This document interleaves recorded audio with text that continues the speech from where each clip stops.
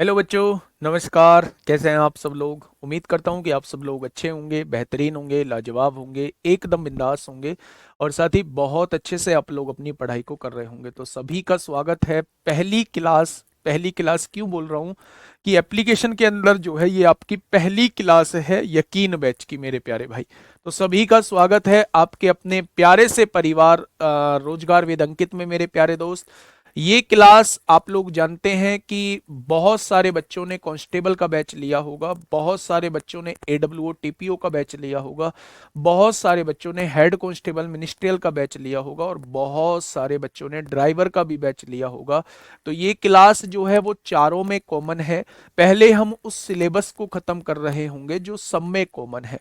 उन चैप्टर्स को हम लोग बाद में करेंगे जो कुछ में है कुछ में नहीं है, मेरे प्यारे दोस्तों। नंबर सिस्टम जो है हम लोगों का टॉपिक चल रहा है जो हर एक एग्जाम में पूछा जाता है।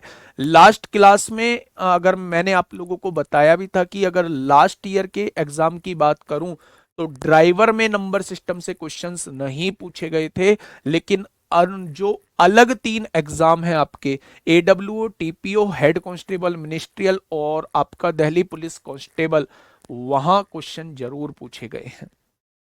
तो हम लोगों ने जो स्टार्ट किया था मेरे प्यारे भाई, बहुत शांति से अब चीजों को पढ़ेंगे, बहुत शांति से चीजों को समझेंगे। बस मेरा आप लोगों से एक ही रिक्वेस्ट है, शुरुआत की क्लास है इसलिए मैं आप लोगों को समझा रहा हूं कि मेरे प्यारे दोस्त आप लोग कमेंट्स पे जितना कम हो उतना ध्यान देना। कमेंट्स मैं नहीं पढ़ूंगा, कमेंट्स पढ़ने के चक्कर में चीजें सारी गड़बड़ा जाती हैं, आपकी तरफ से भी और मेरी तरफ से भी। तो बहुत आराम आराम से चीजें समझाता हुआ चलूंगा, हर एक चीज समझते हुए आप लोग चलोगे। कमेंट्स पे आप लोग बिल्कुल भी ध्यान नहीं दोगे, कमेंट्स की स्पीड बहुत तेज है, बहुत सारे लोग लाइव हैं। तो मेरे प्यारे दोस्त सबके कमेंट पढ़ पाना मेरे लिए पॉसिबल नहीं है, ठीक है।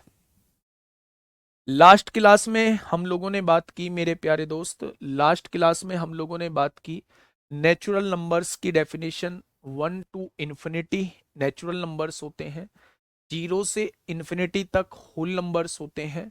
इंटीजर पॉजिटिव और नेगेटिव भी होते हैं, पॉजिटिव +1 से लेके +इंफिनिटी तक, नेगेटिव -1 से लेके -इंफिनिटी तक। जीरो ना पॉजिटिव होता है ना नेगेटिव होता है, जीरो केवल इंटीजर होता है। इवन नंबर जो दो से डिवाइड हो जाते हैं, सबसे छोटा इवन नंबर दो होता है। जो दो से डिवाइड नहीं होते वो मेरे ओड नंबर कहलाते हैं। रेशनल नंबर जो p अपॉन क्यू के फॉर्म में लिखे जाते हैं, जो जिसमें q 0 के बराबर नहीं होता और p और q दोनों पूर्णांक यानी दोनों इंटीजर होते हैं। इरेशनल नंबर जो रेशनल नंबर नहीं होते वो इरेशनल नंबर होते हैं। प्राइम नंबर जिसके केवल दो फैक्टर होते हैं, एक तो वो संख्या एक से डिवाइड हो रही होती हैं और एक अपने आप से डिवाइड हो रही होती हैं, उन सभी संख्याओं को प्राइम नंबर कहा जाता है। प्राइम नंबर में हमने बहुत डिटेल में बात की थी। क्या प्राइम नंबर कंप्लीट हो चुका है? बिल्कुल कंप्लीट नहीं हुआ है, बहुत सारी चीजें बची हुई हैं, धीरे धीरे आगे बढ़ते रहेंगे, चीजों को समझते रहेंगे। कंपोजिट नंबर जिसके दो से ज्यादा फैक्टर्स होते हैं वो कंपोजिट नंबर होते हैं, यानी कि वो संख्या जो एक और अपने आप से अलग किसी अन्य से भी डिवाइड हो जाती हैं, उन संख्याओं को कंपोजिट नंबर कहा जाता है, उन संख्याओं को भाज्य संख्या कहा जाता है। सबसे छोटी भाज्य संख्या 4 बताई थी, सबसे छोटी विषम भाज्य संख्या मेरे प्यारे दोस्तों मैंने 9 आप लोगों को बताई थी, ठीक है।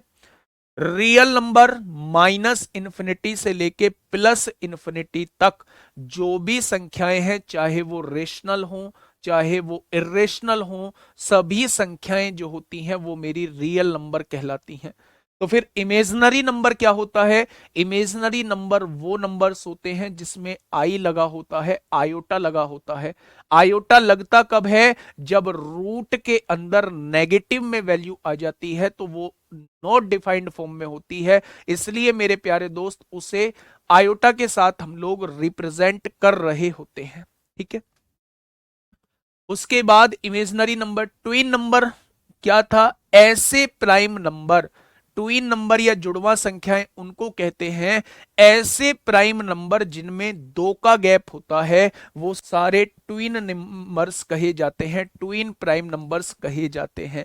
ऐसे प्राइम नंबर जिनमें 2 का गैप होता है वो सभी जुड़वा अभाज्य संख्याएं बोली जाती हैं। ठीक है मेरे प्यारे दोस्त, परफेक्ट नंबर किसे बोलते हैं? परफेक्ट नंबर्स वो नंबर्स होते हैं जिनके फैक्टर्स का सम, जिनके गुणनखंड का सम उस संख्या के बराबर आ जाता है, वो सारे परफेक्ट नंबर कहलाते हैं। जैसे मैंने आपको एग्जाम्पल भी दिया था, 1 होता है, 6 होता है मेरे भाई, 1 होता है, 6 होता है, 28 होता है मेरे भाई। ये सारे जो होते हैं वो मैंने आपको परफेक्ट नंबर भी बताए थे। ठीक है यहां तक चीजें क्लियर है। अब मेरे भाई थोड़ा सा हम लोग आगे बढ़ते हैं। ये सारी चीजें हम लोग बात कर चुके हैं, कौन सी एक काल्पनिक संख्या है, कुछ क्वेश्चंस हम लोग कर चुके हैं। मेरे प्यारे दोस्त, अब चीजों को समझने की कोशिश करना, बहुत महत्वपूर्ण चीजें आप लोगों के सामने समझाने जा रहा हूं। देखिए प्राइम नंबर से रिलेटेड कुछ चीजें समझाऊंगा। मैं आपसे ये कह रहा हूं, जब भी आप दो ओड नंबर्स को जोड़ते हैं, जब भी आप दो ओड नंबर्स को जोड़ते हैं तो क्या आता है? जब भी आप एक ओड नंबर को और एक इवन नंबर को जोड़ते हैं तो क्या आता है मेरे भाई?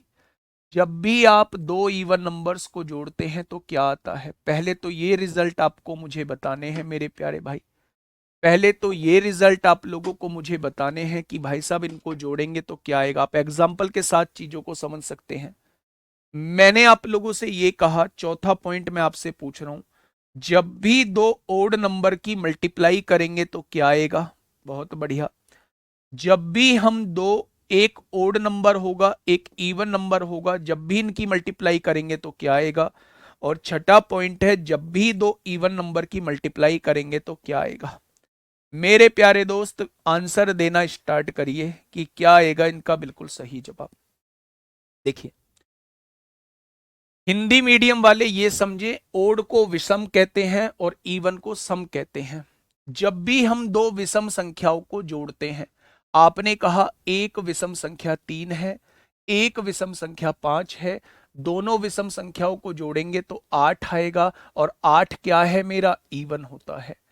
यानी कि आज के बाद हम लोग याद रखेंगे कि जब भी दो विषम संख्याओं को जोड़ेंगे तो हमेशा कैसी संख्या आएगी? हमेशा सम संख्या निकल के आएगी। मैं फिर से कह रहा हूं, इवन को हम लोग सम कहते हैं और ओड को हम लोग विषम कहते हैं। तो पहला पॉइंट मैंने आपको यह बताया कि जब भी दो विषम संख्याओं को आप लोग जोड़ोगे तो आपके सामने सम संख्या निकल के आएगी। पहला पॉइंट क्लियर। मैंने आपसे कहा एक संख्या विषम है और एक संख्या सम है, आपने कहा एग्जाम्पल दो, मैंने कहा विषम संख्या 3 है और सम संख्या 4 है। अब दोनों को जोड़ेंगे, दोनों को जोड़ेंगे तो 7 आएगा, और 7 मेरी कैसी संख्या होगी? ओड होगी, यानी कि विषम आएगा। मेरे प्यारे दोस्त, अगर एक संख्या आप लोगों की विषम है और एक संख्या सम है तो उन दोनों को जोड़ के हमेशा विषम आएगा। हमेशा क्या आएगा? विषम आएगा मेरे भाई। नेक्स्ट पे आइए। मैंने आप लोगों से क्या कहा? मैंने आप लोगों से प्यारे दोस्त ये कहा कि भैया एक सम संख्या है, दूसरी भी सम संख्या है। पहली सम संख्या 4 ले दी, दूसरी सम संख्या 6 ले दी, तो आंसर क्या आएगा? 10 आएगा, जो कि मेरी सम ही होगी। यानी दो इवन संख्याओं को जोड़ने पर हमेशा इवन आता है। बताइए इन तीनों पॉइंटों में कोई समस्या है तो बताइए। इन तीनों पॉइंटों में बेटा क्वेश्चन पूछा गया, अभी क्वेश्चन पे आऊंगा तो ये चीज यूज होगी। जल्दी से मुझे बताइए, क्या ये चीज समझ में आई? वो चीज बाद में बताऊंगा। अपरिमेय की परिमेय में गुणा करेंगे क्या आएगा, परिमेय की परिमेय में करेंगे क्या आएगा, वो सारी चीज बाद की है। पहले मुझे ये बताइए, क्या ये तीनों बातें आपकी समझ में आई? तो आपने कहा जी ये तीनों बातें हमारी समझ में आ चुकी हैं। आइए मेरे प्यारे दोस्त समझिए, अगर मैं यहां से कहता हूं ओड की मल्टीप्लाई ओड में कर दीजिए। मेरे भाई मैंने एक संख्या 3 ले दी, एक संख्या 5 ले दी। अगर दो विषम संख्याओं की आप गुणा करते हैं तो हमेशा विषम संख्या ही आती है मेरे प्यारे भाई। 3 गुणा 5 15 होता है, जो कि विषम होती है। अगर आप एक संख्या ओड लेंगे, एक संख्या इवन लेंगे, इवन आपने ले दी मेरे भाई 8, 8 पंजे 40 हो जाएगा, तो ये हमेशा इवन निकल के आएगा। और दो इवन संख्याओं की गुणा हमेशा इवन आती है। क्या ये 6 के 6 पॉइंट आप लोगों के क्लियर हैं? क्या ये 6 के 6 पॉइंट क्लियर हैं आप लोगों के? जल्दी से एक बार थम्स अप कर दीजिए कि जी हाँ, ये 6 के 6 पॉइंट आप लोगों के क्लियर हैं। बहुत शानदार, बहुत शानदार, भाई से चला देना। ये 6 के 6 पॉइंट क्लियर है। आइए मेरे प्यारे दोस्त, मैं कुछ चीजें और समझाता हूं, आसानी से बात करते हैं उन चीजों के बारे में। मेरे प्यारे भाई, ध्यान से चीजों को समझना। अब मैं चल रहा हूं कुछ आगे। मैंने आप लोगों से प्राइम नंबर के बारे में एक छोटी सी बात बोली थी। जब हम लोग प्राइम नंबर पढ़ रहे थे, जब हम लोग अभाज्य संख्या पढ़ रहे थे, तब मैंने आप लोगों को दो के बारे में खास बात बताई थी। क्या आपको पता है कि दो के बारे में क्या खास बात थी? फटाफट से बताइए। जब हम लोग प्राइम नंबर पढ़ रहे थे, तो मैंने दो के रिगार्डिंग, टू के रिगार्डिंग एक खास बात बताई थी, जो सबसे डिफरेंट बनाती है उसको।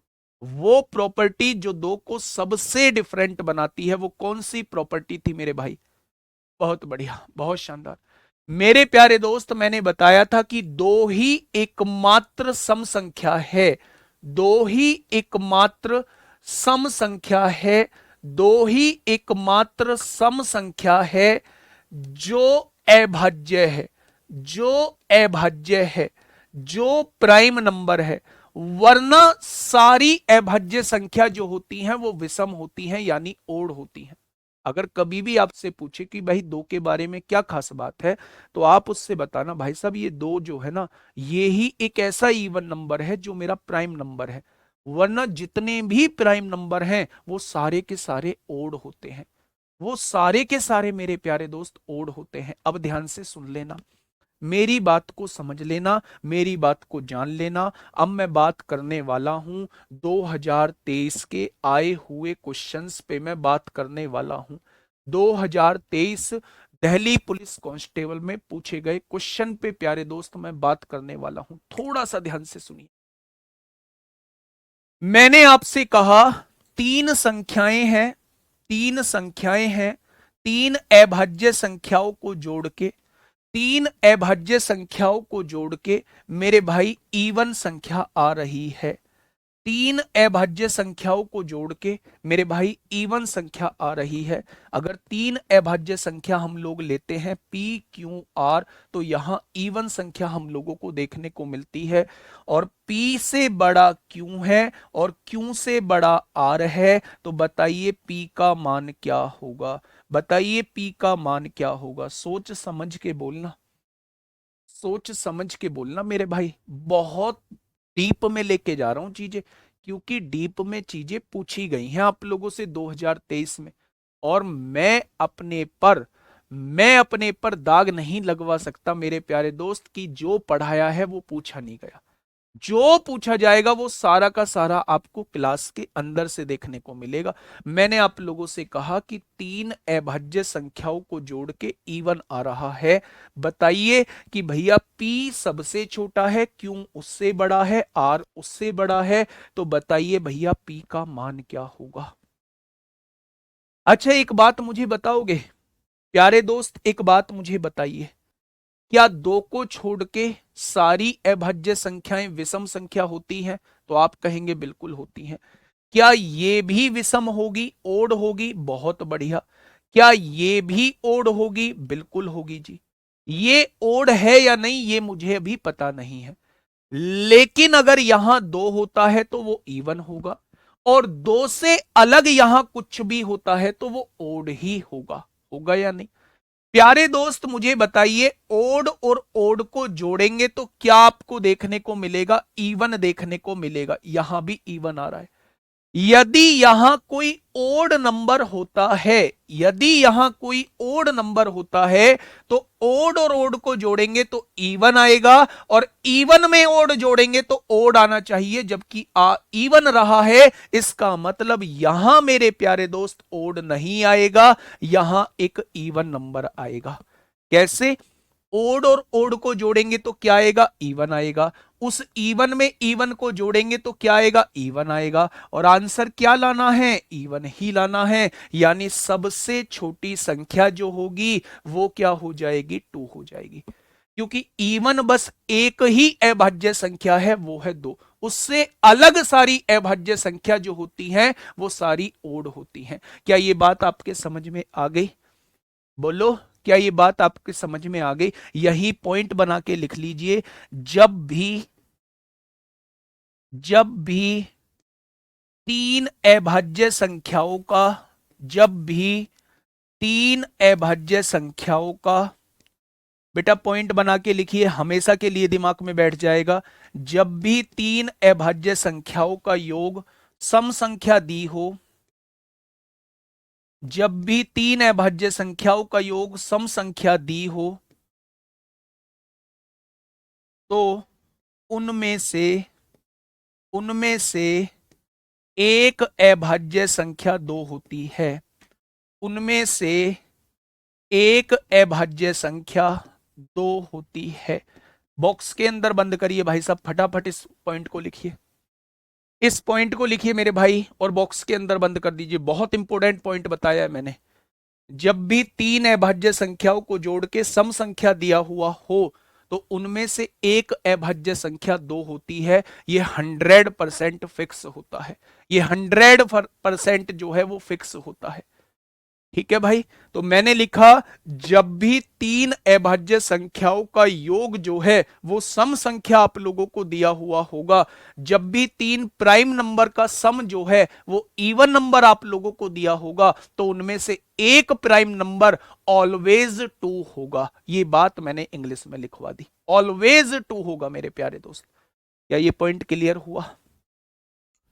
यही एक और पॉइंट लिखिए नोट बना के, जब भी, मेरे प्यारे दोस्त लिखना, चार जब भी चार अभाज्य संख्याओं का योग, जब भी चार अभाज्य संख्याओं का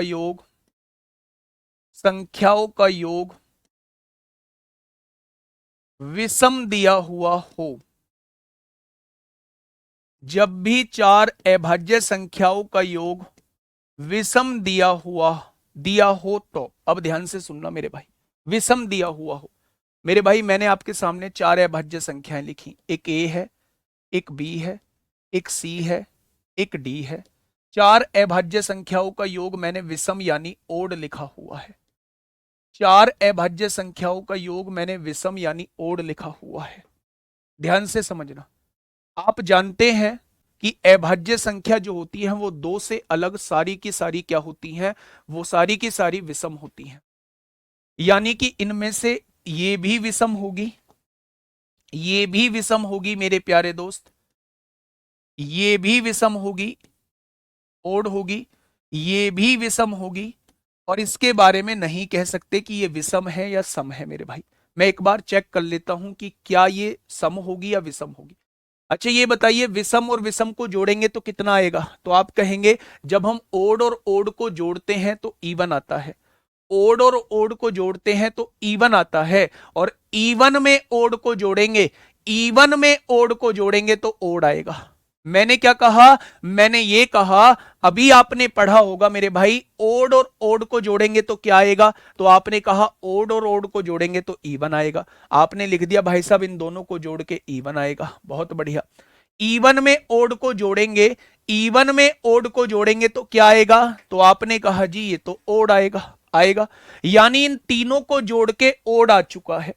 अब मैं ओड में क्या जोड़ूं, ओड में क्या जोड़ूं, ओड में क्या जोड़ूं कि ये ओड आ जाए? तो आप कहेंगे ओड में आपको इवन जोड़ना पड़ेगा, ओड में आपको इवन जोड़ना पड़ेगा, तब जाके रिजल्ट ओड आएगा। यानी उस केस में एक संख्या को इवन होना पड़ेगा, उस केस में एक संख्या को मेरे प्यारे दोस्त इवन होना पड़ेगा। ठीक है, अब देखना मेरे प्यारे दोस्त, अगर ये चीज समझ में आ गई है तो बहुत अच्छी बात है।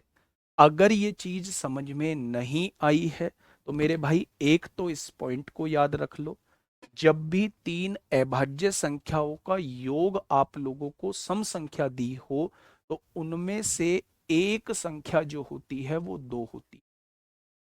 एक पॉइंट यहां लिखवा रहा हूं, जब भी चार अभाज्य संख्याओं का योग विषम यानी ओड दिया हुआ हो तो उनमें से एक संख्या 2 होती है।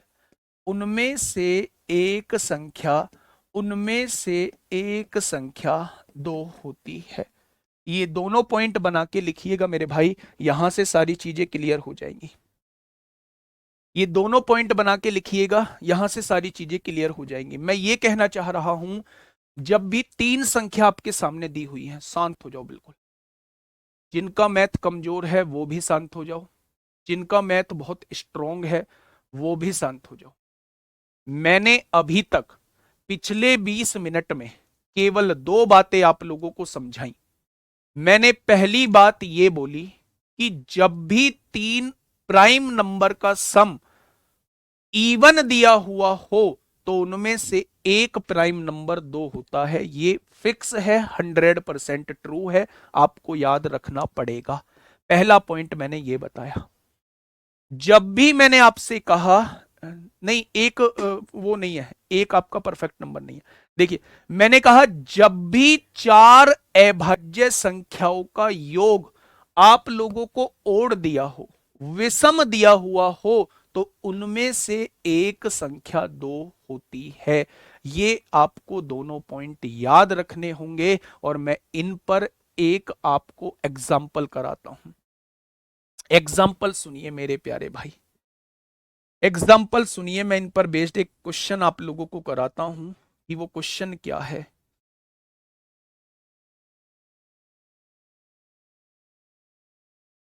एक क्वेश्चन बहुत प्यारा सा, बहुत शानदार सा, एक क्वेश्चन बहुत प्यारा सा, बहुत शानदार सा मैं आपके सामने कराने जा रहा हूं मेरे प्यारे दोस्त। सबसे पहले हम लोग कहां तक कर चुके थे? ये सारे क्वेश्चंस हम लोग कर चुके थे। इसका आंसर मुझे करिए, 14th का आंसर मुझे दीजिए।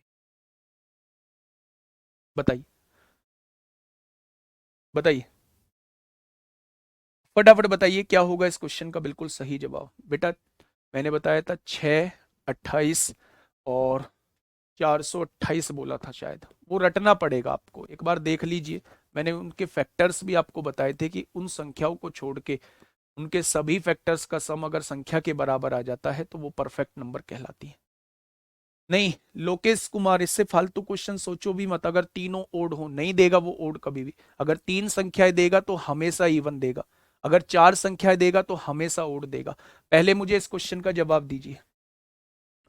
क्वेश्चन ने कहा है जुड़वा अभाज्य संख्याएं वे अभाज्य संख्या होती हैं जिनका अंतर हमेशा 2 के बराबर होता है। ये बात आपको पता है। 35 और 100 के बीच में, 35 और 100 के बीच में जुड़वा अभाज्यों की संख्या कितनी है? बेटा 35 और 100 के बीच में आप मुझे बताइए, आप मुझे बताइए, क्या 41 और 43 35 और 100 के बीच में है? क्या क्या मेरे भाई और कौन सी होगी? 51 नहीं होगी? क्या 59 और 61 जो है वो 35 और 100 के बीच में है? क्या मेरे भाई 67 भी नहीं होता? 71 और 73 जो है, 71 और 73 भी होती है मेरे भाई। और कौन सी होती है? क्या ये 3 ही अभाज्य संख्याएं होती हैं? तो मेरे भाई 3 जोड़े ऐसे हैं जो 35 और 100 के बीच में है और जुड़वा अभाज्य संख्याएं हैं। जुड़वा अभाज्य संख्याएं हैं। पहला जोड़ा 41 43, दूसरा जोड़ा, दूसरा जोड़ा मेरे भाई दूसरा जोड़ा क्या होगा? 59 61। तीसरा जोड़ा क्या होगा? तीसरा जोड़ा 71 73। चौथा जोड़ा कौन सा होगा? चौथा जोड़ा कोई नहीं होगा। चौथा जोड़ा कोई नहीं होगा। तो ऐसे केवल कितने जोड़े संभव है? 3 जोड़े संभव है। ये रहा दिल्ली पुलिस कांस्टेबल, कांस्टेबल नहीं है, 2023 का क्वेश्चन है मेरे भाई। ये डेट गलत लिखी हुई है मेरे प्यारे भाई, ये डेट जो है वो गलत लिखी हुई है। डेट जो है वो गलत लिखी हुई है। बताइए मुझे क्या होगा इस क्वेश्चन का बिल्कुल सही जवाब। मेरे दोस्त, पांचवी अभाज्य संख्या अब आपको यहां निकालना पड़ेगा। पांचवी अभाज्य संख्या, पांचवी अभाज्य संख्या क्या है मेरे भाई?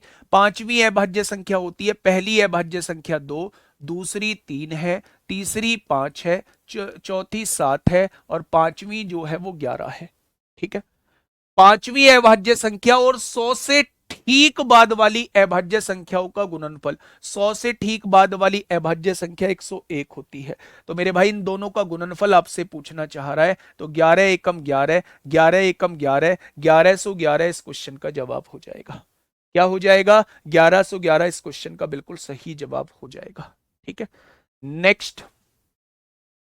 दिल्ली पुलिस कांस्टेबल 24/11/2023 में मेरे प्यारे दोस्त पूछा गया है, बताइए। 24/11/2023 में 28 से छोटी सभी अभाज्य संख्याओं का योगफल क्या है? 28 से छोटी लिख दीजिए। 2 होगी, 3 होगी, 5 होगी, 7 होगी, 11 होगी, 13 होगी, 17 होगी, 19 होगी और 23 होगी। क्या इनसे अलग कोई अभाज्य संख्या है? क्या इनसे अलग कोई अभाज्य संख्या है? तो आप कहेंगे कोई अभाज्य संख्या नहीं है। 23 और 17 40 होते हैं, 40 और 19 59, 59 और 13 कितने होते हैं? 72, 72 और 11 83, 83 और 7 90, 5 95, 3 98, 2 100 हो जाएगा। तो 28 से छोटी सभी अभाज्य संख्याओं का योग कितना होता है? तो आप कहेंगे 100 होता है।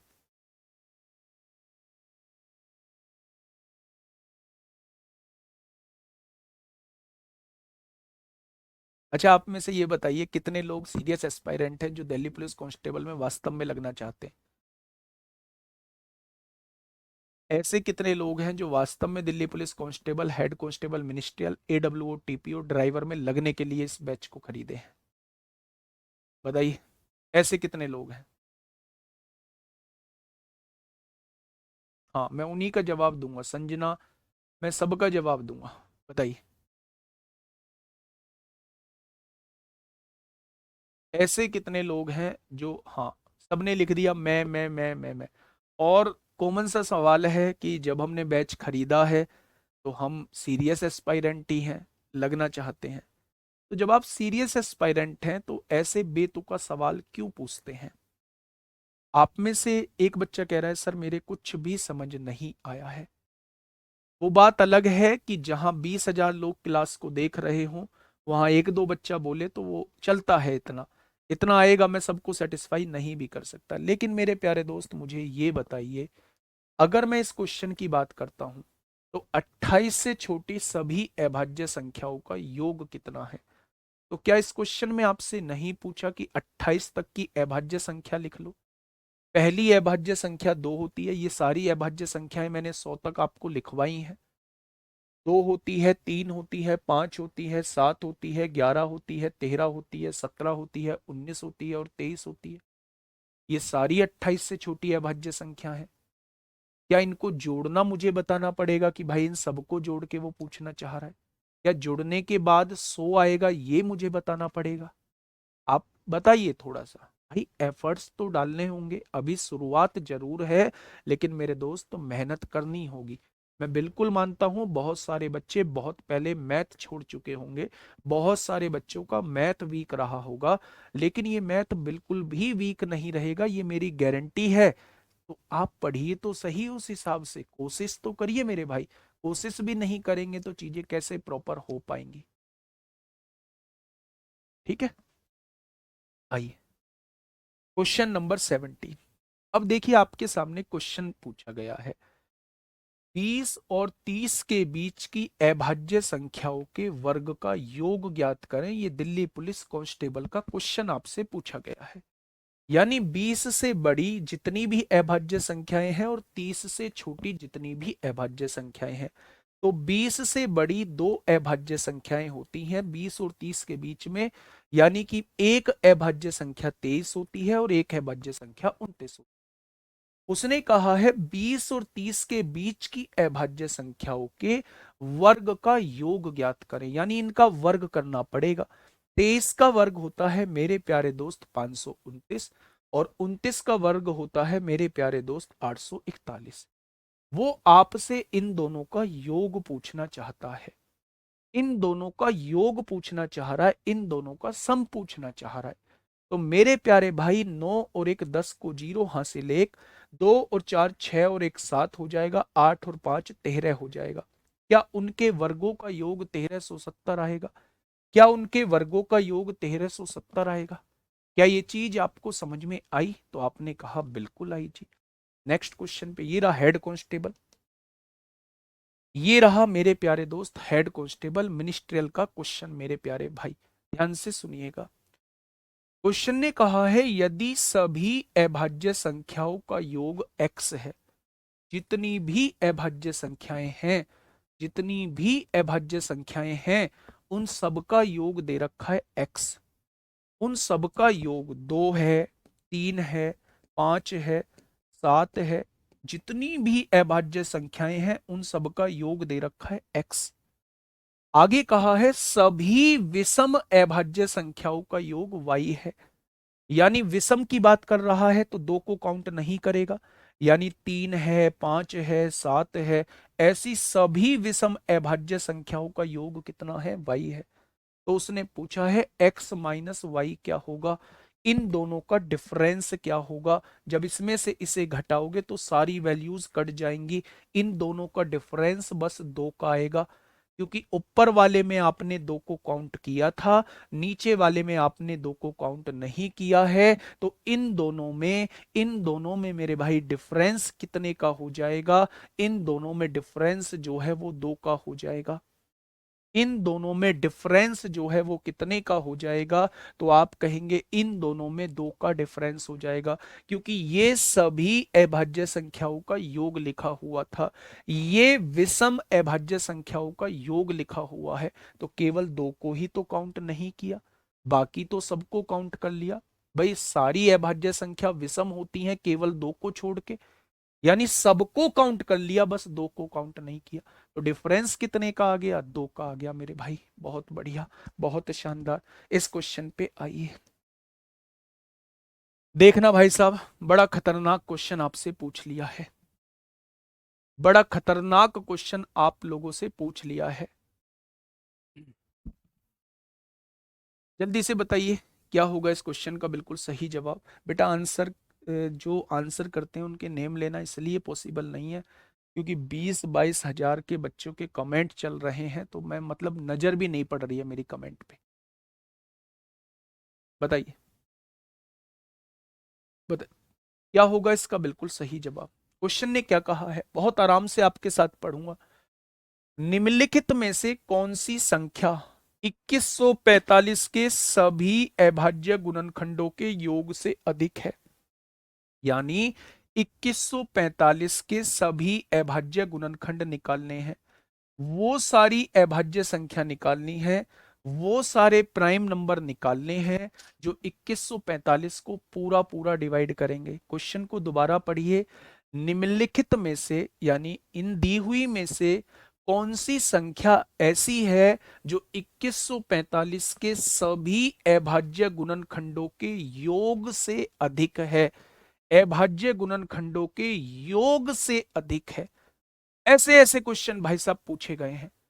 तो सबसे पहले मुझे बताइए, अभाज्य संख्याओं की काउंटिंग करिए। अभाज्य संख्या 2 होती है, 3 होती है, 5 होती है, 7, 11, 13, 17, 19, 23, 29, यहां तक चेक कर लेते हैं। ऐसे क्वेश्चन आपको बहुत बड़े देखने को नहीं मिलेंगे, आपको चेक करने पड़ेंगे, इसका कोई तरीका नहीं है। आपने कहा क्या इसका गुणनखंड 2 है? गुणनखंड तब होगा, फैक्टर तब होगा जब 2 इसको डिवाइड कर देगा। क्या 2 से डिवाइड होगा? नहीं होगा। क्या 3 से होगा? 3 सत्ते 21, 3 एकम 3, 3 पंजे 15, 3 से भी डिवाइड हो जाएगा। क्या 5 से डिवाइड होगा? बिल्कुल हो जाएगा, पीछे 5 है। 7 से डिवाइड होगा? 7 या 21, 45 डिवाइड नहीं होगा। 11 से डिवाइड हो जाएगा, 11 एकम 11, कितना बचेगा? 10, 11 निम्मा 99, 11 पंजे 55, 11 से भी डिवाइड हो जाएगा। 13 से, 13 एकम 13, कितना बचेगा? 8 बचेगा। 13 छिंग 78, 6 बचेगा, 13 से भी डिवाइड हो जाएगा। 17 से, 17 एकम 17, 4 बचेगा, 17 दूनी 34, 10 बचेगा, नहीं डिवाइड होगा। 19 एकम 19, 2 बचेगा, 19 एकम 19 होता है, 5 बचेगा, नहीं डिवाइड होगा। 23 से काटेंगे, 23 निम्मा 207 होते हैं, 7 बचेगा, नहीं डिवाइड होगा। 29 से काटेंगे भाई साहब, 29 से क्या कट रहा है? 29 से क्या कट रहा है बाद में देखेंगे। अब मुझे ये बताइए किन किन से डिवाइड हो रहा है। एक तो 3 से डिवाइड हो रहा है, एक 5 से डिवाइड हो रहा है, एक 11 से डिवाइड हो रहा है, एक 13 से डिवाइड हो रहा है, और किसी से हो रहा है अभी नहीं देखा है। तो मेरे भाई मुझे ये बताइएगा, यहां देखिए 5 और 3 8, 11 और 8 19, 19 और 13 32, 32 से ज्यादा कौन सी संख्या दी हुई है? क्या 32 से ज्यादा ये है? नहीं। क्या 32 से ज्यादा ये है? नहीं। क्या 32 से ज्यादा ये है? नहीं। यानी 100% आंसर क्या होगा? Option number A. Option number A इस क्वेश्चन का बिल्कुल सही जवाब हो जाएगा। आपकी समझ में बात नहीं आई होगी मेरे प्यारे दोस्त। अब देखिए मेरे प्यारे भाई, इसे हम दूसरे तरीके से करते कैसे हैं। 2145 के फैक्टर कर लीजिए। 2145 के फैक्टर कर लीजिए मेरे भाई। 3 से काटोगे, 3 सत्ते 21 होता है, 3 एकम 3, 3 पंजे 15 हो जाएगा। 7 और 1 8 5 13, 3 से नहीं कटेगा, 5 से कटेगा, 5 एकम 5 होगा, 6 7 2 बचेगा, 5 चौक 20 होगा, 5 चौक 20, 5 कितना, 5 तिया 15 हो जाएगा। देखो ना, 5 एकम 5 होगा, 2 बचेगा, 21 हो गया, 5 चौक 20, 1 बचेगा, 5 तिया 15। फिर आपने 11 से काटा, 11 एकम 11, 11 तिया 33 हो जाएगा। फिर आपने 13 से काटा, 13 एकम 13 हो गया क्या? अब ध्यान से सुनना। उसने कहा निम्नलिखित में से कौन सी संख्या, यानी इनमें से कौन सी संख्या 2145 के सभी अभाज्य गुणनखंडों के योग से अधिक है। तो क्या ये इसके अभाज्य गुणनखंड है? क्या ये इसके प्राइम फैक्टर है मेरे भाई? तो आपने कहा 5 और 3 8, 11 और 8 19 और 13 अभाज्य गुणनखंडों का योग 32 बैठ रहा है। कौन सी संख्या 32 से अधिक है? क्या ये 32 से अधिक है? नहीं। क्या ये 32 से अधिक है? नहीं। क्या ये 32 से अधिक है? नहीं। आंसर क्या हो जाएगा? 41 हो जाएगा।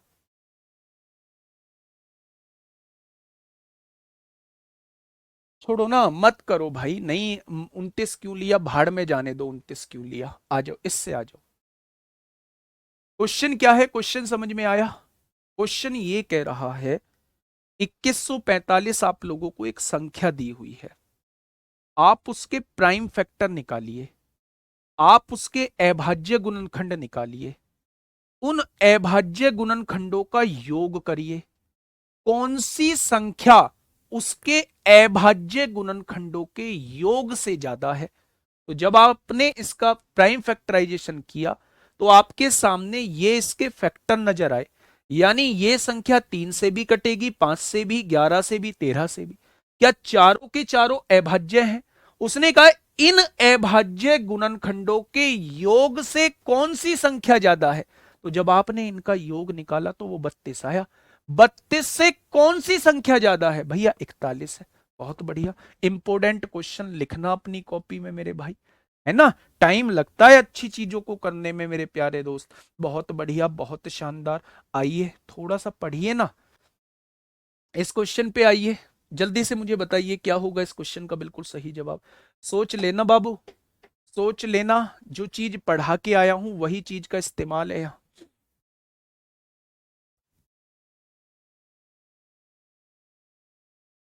सर अगर योग 30 आता, अगर योग 30 आता तो वो एक ही ऑप्शन देता, फिर वो 41 देता ही नहीं, फिर उस केस में 32 आंसर लगाते। पहले आराम से क्वेश्चन को पढ़िए, है ना। बड़ा नंबर वो कभी भी नहीं देगा। वो जानता है कि प्राइम फैक्टर का कोई डेफिनेट रूल नहीं है। प्राइम फैक्टर का कोई डेफिनेट रूल नहीं है, वो हमें सॉल्व करना ही पड़ेगा, जैसे ये क्वेश्चन आपसे पूछा गया है। देखिए क्वेश्चन ने कहा है तीन भिन्न अभाज्य संख्याएं, यानी कि तीनों अलग अलग भिन्न अभाज्य संख्याएं हैं। ये पहली संख्या है, ये दूसरी संख्या है, ये तीसरी है, और याद रखना तीनों अलग अलग बोली हैं।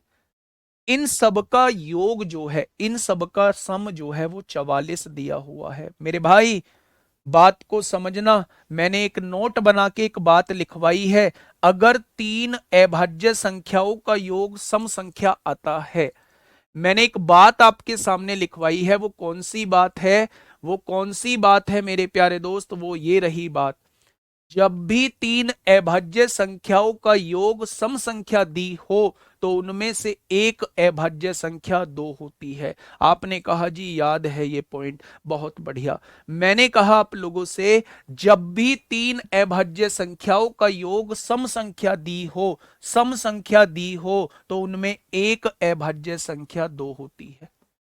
होती है क्या? क्या समझ गए इस बात को? अब ये मत कहना जी ये 2 कहां से आया। अगर तीन अभाज्य संख्याओं का योग सम संख्या दी हुई है तो 101% उसमें एक संख्या मेरे भाई 2 होगी। एक संख्या होगी वो 2 होगी। मेरे प्यारे दोस्त ये 2 प्लस में है, इधर आके माइनस में हो जाएगा। 44 में से 2 जाएगा, 42 आएगा। अब मुझे दो अभाज्य संख्या बता दो जिनको जोड़ के 42 आता हो। आप कहेंगे एक 5 होगी और एक 37 होगी, एक 5 होगी और एक 37 होगी, दोनों अभाज्य संख्याओं को जोड़ के 42 आएगा। एक 5 होगी और एक 37 होगी, दोनों अभाज्य संख्याओं को जोड़ के 42 आएगा। प्यारे दोस्त उसने सबसे बड़ी संभावित अभाज्य संख्या पूछी है, तो क्वेश्चन का जवाब क्या हो जाएगा? 37 हो जाएगा। पक्का? क्लियर? बहुत बढ़िया, बहुत शानदार। भाई आप तो होशियार बालक मिले हो, होशियार बालक मिले हो, लाजवाब, एकदम लाजवाब। ये पॉइंट क्लियर हुआ क्यों बताया था मैंने आज? चलिए नेक्स्ट क्वेश्चन की तरफ आपको लेके चलता हूं, और मुझे उम्मीद नहीं पूरा भरोसा है उसी कॉन्सेप्ट पर बेस्ड ये क्वेश्चन है और इसका जवाब आप चुटकियों में दे देंगे। मुझे उम्मीद ही, ऊपर ऊपर ऊपर कर, ऊपर करो तेज। हाँ यही बस।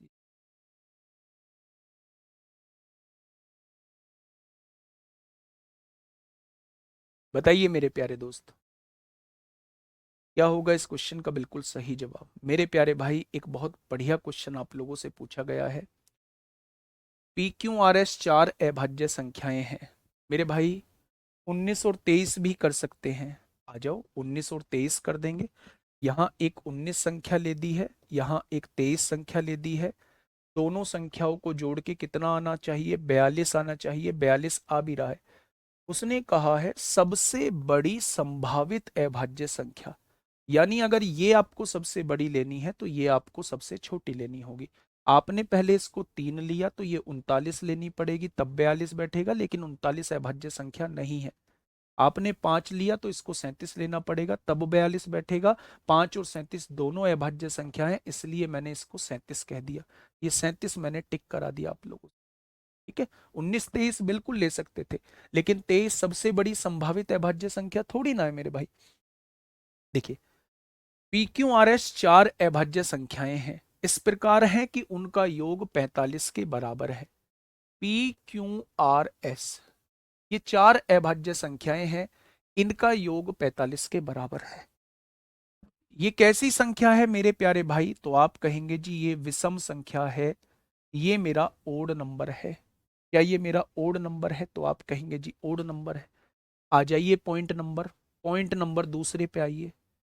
जब भी चार अभाज्य संख्याओं का योग विषम दिया हो, जब भी चार अभाज्य संख्याओं का योग विषम दिया हो, तो उनमें से एक संख्या 2 होती है।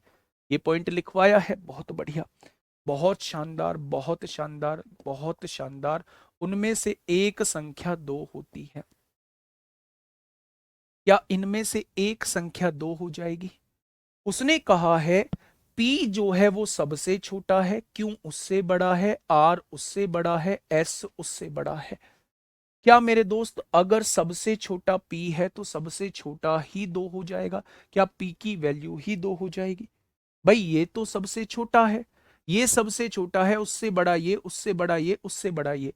2 से बड़ी ही सारी अभाज्य संख्याएं होती है। क्या सबसे छोटी अभाज्य संख्या यानी 2 जो है वो P की वैल्यू हो जाएगी?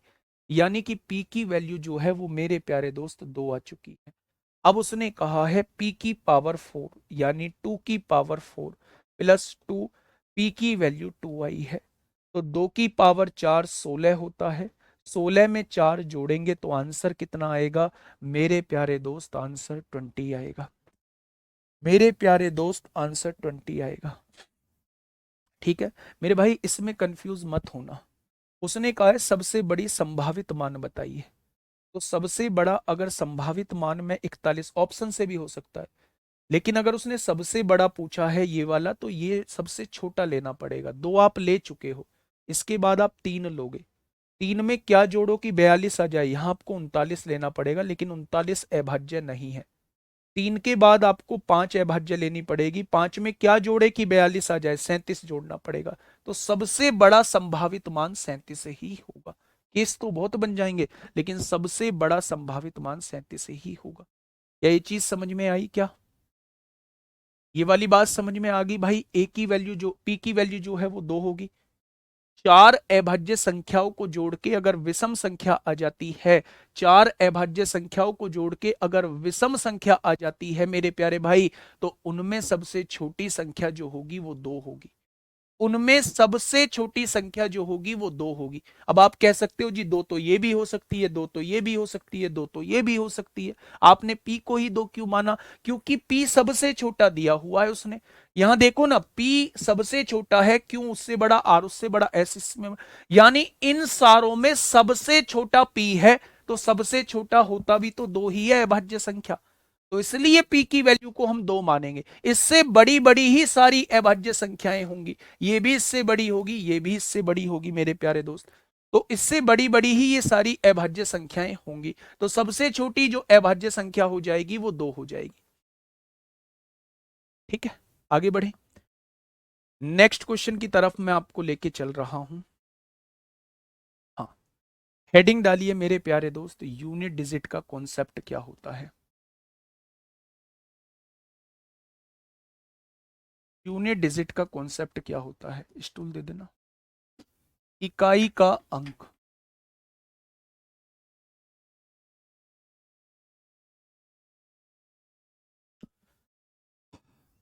अब आप शांति बनाइए, थोड़ा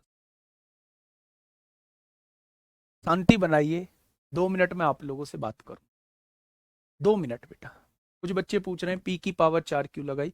बेटा दी हुई है पी की पावर 4, 2 की पावर 4 इसलिए लगाई। 2 मिनट में आप लोगों से बात करूंगा। अगर पी सबसे छोटा ना दिया होता तो आंसर क्या होता? Not defined. 41 और 3 44 होता है मेरे भाई।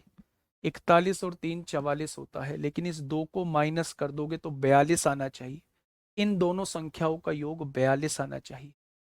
अगर इन दोनों संख्याओं का योग 42 आना चाहिए तो एक को आपको 5 रखना होगा, बी को आपको 37 रखना होगा। यही सबसे बड़ी संख्या होगी। 41 क्यों नहीं लिया? 41 अगर आप इसको लेते हो तो फिर आपको इसे एक लेना पड़ेगा, तभी तो दोनों को जोड़ के 42 आएगा मेरे भाई। क्या एक आपकी अभाज्य संख्या होती है? नहीं होती ना। इसलिए हम यहां 41 को नहीं लेंगे, 5 और 37 को लेंगे। मेरे प्यारे दोस्त, अगर आप शांत रहें तो कुछ चीजों पे मैं आपसे बात करूं। ये मैं आपके सामने बैठ चुका हूं। आराम से पहले शांति बनाइए, पहले शांति बनाइए। इससे पहले मैं प्लेस वैल्यू और फेस वैल्यू और बताऊंगा। भाई मेरे, अभी तक हम लोगों ने क्लासिफिकेशन किया था, 2 को क्यों माइनस किया है। अच्छा, पहले पहले क्वेश्चन को ही क्लियर कर देता हूं मैं, आगे बाद में बढ़ूंगा। मैं आप लोगों से ये कहना चाह रहा हूं, छोड़िए इस बात को, मैं इसको दोबारा समझाने की कोशिश करता हूं। यही क्वेश्चन में दिक्कत है ना आप लोगों को। तीन भिन्न, भिन्न का मतलब होता है अलग अलग, अभाज्य संख्याओं का योग, तीन अलग अलग अभाज्य संख्याओं का योग कितना है? 44 दिया हुआ है। यही दिया हुआ है। तो आपने कहा जी बिल्कुल यही दिया हुआ है। सबसे बड़ी संभावित अभाज्य संख्या बताइए, इन तीनों में सबसे बड़ी संभावित अभाज्य संख्या क्या होगी? मेरे प्यारे दोस्त, मैंने आपको बताया है, अगर तीन अभाज्य संख्याओं को जोड़ के कभी भी आपके सामने सम संख्या दी हो तो उन तीनों में से एक अभाज्य संख्या 2 होती है। एक अभाज्य संख्या जो है वो 2 होती है। आप किसी को भी 2 मान लो, मैंने इसको 2 मान लिया, ये 2 होगा, ये प्लस है इधर आके माइनस हो जाए। यानी कि बची क्या, क्यों बची? आर बची। इन दोनों को जोड़ के 42 आना चाहिए। उसने कहा है कि सबसे बड़ी संभावित संख्या बताइए। मैंने कहा ये सबसे बड़ी है। सबसे बड़ी ये तब आएगी जब ये सबसे छोटी हो। दो हम लोग ले चुके हैं, दो से अगली अभाज्य संख्या 3 होगी। तो अगर इसे 3 लेते हो तो इसको 39 लेना पड़ेगा, क्योंकि तभी दोनों को जोड़ के 42 आएगा। 39 मेरी अभाज्य संख्या नहीं है, इसलिए हम इसको 3 भी नहीं ले सकते। आपने कहा कि 3 से बड़ी अभाज्य संख्या 5 आएगा। यहां 5 है तो यहां आपको 37 लेना पड़ेगा, तभी दोनों को जोड़ के 42 आएगा। ये दोनों की दोनों भी अभाज्य संख्या हैं, यानी आर की ये सबसे बड़ी वैल्यू जो है वो 37 हो सकती है। इसलिए मैंने 37 को मेरे प्यारे दोस्त टिक किया था। ठीक है मेरे प्यारे भाई, मैं आप लोगों को बता देना चाहता हूं कि अभी बहुत थोड़ा सा सिलेबस हुआ है। बहुत सारे बच्चों को परेशानी हो सकती है, लेकिन आप एक बार क्लास को फिर से देखना। जितने शुरुआत से मैं चीजों को लेके चल रहा हूं, जितने शुरुआत से मैं चीजें को लेके चल रहा हूं, जितने धीरे धीरे मैं चीजों को लेके चल रहा हूं, शायद उतनी बार कोई आपको समझाएगा भी नहीं। आपको ये बात माननी होगी कि आपका मैथ बहुत वीक है। जिनको ये चीजें समझ में नहीं आ रही हैं, उनका मैथ जो है वो बहुत वीक है। उनको थोड़ा सा ज्यादा एफर्ट्स डालना पड़ेगा। बेटा 31 और 11 हो सकती हैं, दोनों को जोड़ के 42 आएगा। लेकिन 31 क्या बड़ी है? 31 से बड़ी तो मेरे पास 37 है। मैं कह रहा हूं कि 31 और 11 हो सकती है, 19 और 23 भी हो सकती है। लेकिन उसने कहा है सबसे बड़ा संभावित अभाज्य संख्या। सबसे बड़ा, सबसे बड़ा 37 होगा या 31 होगा? आप मुझे ये बताइए। आप कहेंगे 37 होगा। ऑप्शन से भी कर सकते हैं इस क्वेश्चन को। कैसे? इन दोनों संख्याओं को जोड़ के कितना आना चाहिए? Q प्लस R को जोड़ के कितना आना चाहिए? 42 आना चाहिए। अगर सबसे बड़ी 41 मान लेते हो तो ये वाली कितनी होगी? 1 होगी, तभी तो 42 आएगा। क्या ये एक अभाज्य संख्या है? नहीं। सबसे बड़ी 43 मान लेते हो, 43 में क्या जोड़ू 42 आ जाए? ये तो पॉसिबल ही नहीं है।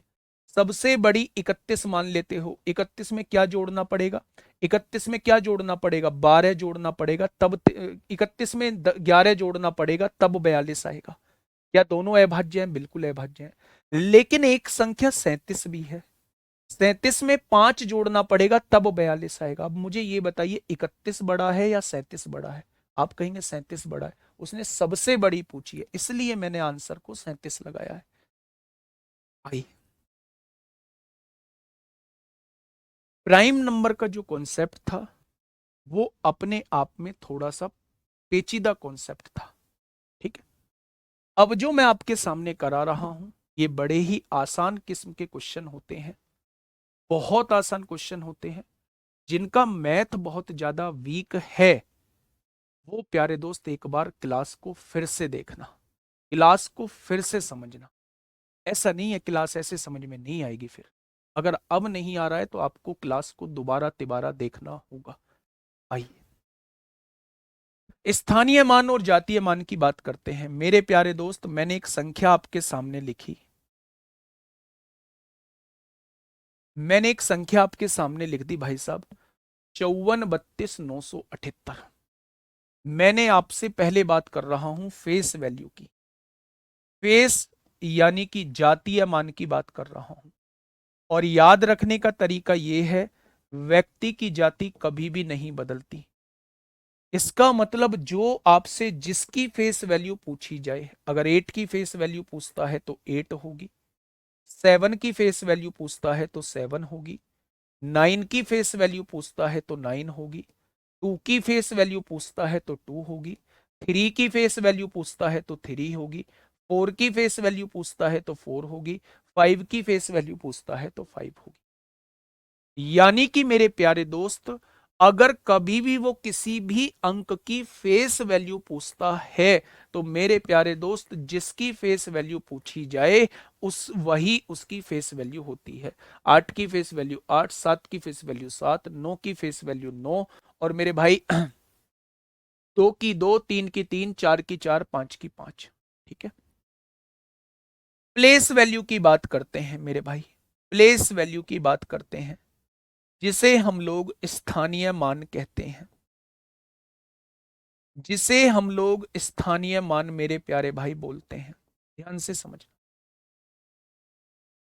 अगर किसी भी अंक का स्थानीय मान निकालना है, मान लो 9 का स्थानीय मान निकालना है, तो 9 के आगे कितनी डिजिट हैं उतनी जीरो लगा दो, ये 9 का स्थानीय मान आ जाएगा।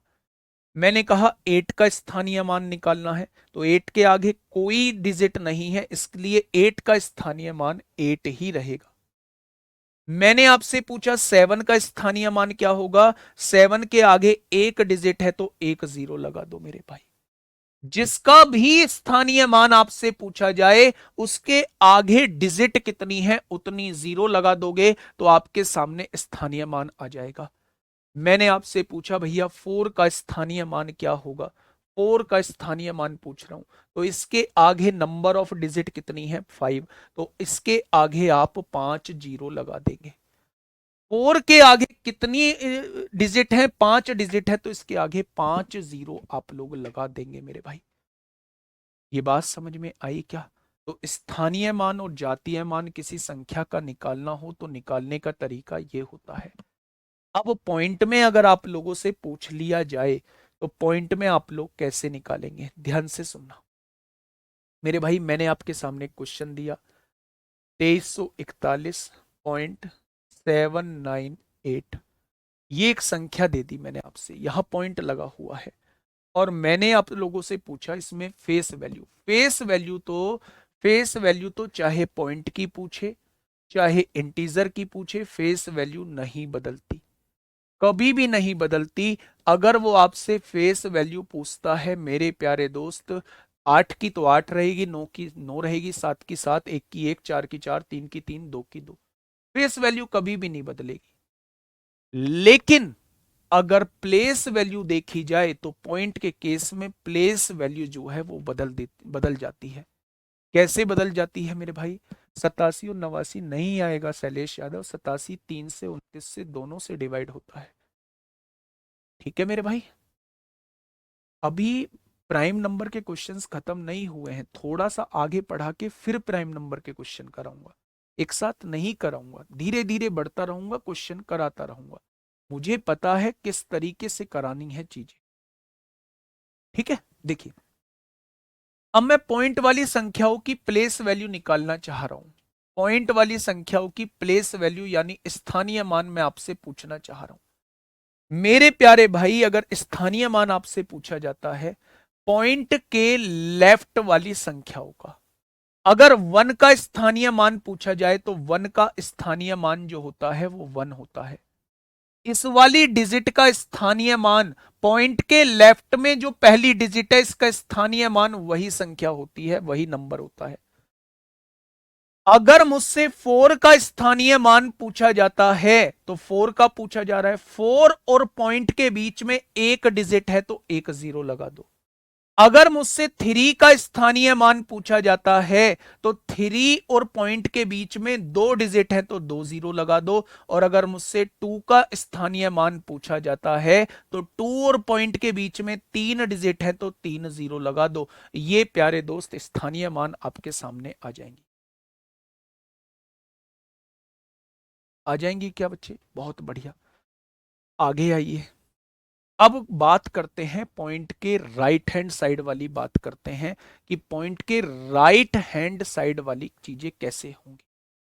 प्यारे दोस्त, पॉइंट के राइट हैंड चीजें जो लिखी हुई हैं उसका प्लेस वैल्यू 0.7, जैसे 7 का अगर प्लेस वैल्यू पूछी जाती है तो पॉइंट को ऐसे का ऐसे ही लगाइए, 7 को ऐसे का ऐसे ही लिख दीजिए। आपने कहा जी 9 का प्लेस वैल्यू क्या होगी, पॉइंट को ऐसे का ऐसे ही लगाइए, पॉइंट और 9 के बीच में एक जीरो है तो एक जीरो आप लगा दीजिए। पॉइंट 8 का प्लेस वैल्यू पूछी जाती है तो पॉइंट का ऐसे का ऐसे ही लगाइए, पॉइंट और 8 के बीच में दो डिजिट है तो दो जीरो लगाइए। मेरे प्यारे दोस्त, ये पॉइंट के राइट वाली साइड की प्लेस वैल्यू आपके सामने आ जाएंगी। ठीक है, क्या ये बात समझ में आ गई आप लोगों को? बहुत बढ़िया, बहुत शानदार, बहुत लाजवाब। तो मेरे प्यारे दोस्त, मैं आपको एक क्वेश्चन दे रहा हूं, समझने की कोशिश करो। मैथ वीक है तो वो एक दिन में स्ट्रांग नहीं हो सकता, थोड़ा सा आपको अपने पर काम करना होगा। मैं बहुत धीरे धीरे अभी चीजों को लेके चल रहा हूं, बहुत बारीकी से चीजें समझाता हुआ चल रहा हूं, आपको उसी तरीके से पढ़ना होगा। Okay, tata, bye bye.